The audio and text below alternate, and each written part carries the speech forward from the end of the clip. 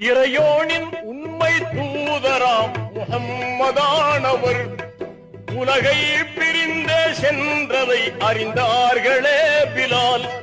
இதனாலே உள்ளம் உடைந்து மிக்க வேதனையதால் இரு கண்களும் கண்ணீர் வடித்து கதறினார் பிலால்.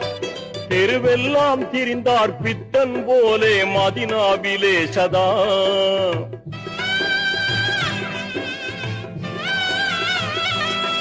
தெருவெல்லாம் திரிந்தார் பித்தன் போலே மதினாவிலே சதா.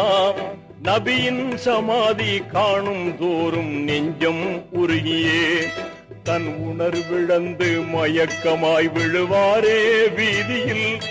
தன் உணர்விழந்து மயக்கமாய் விழுவாரே வீதியில்.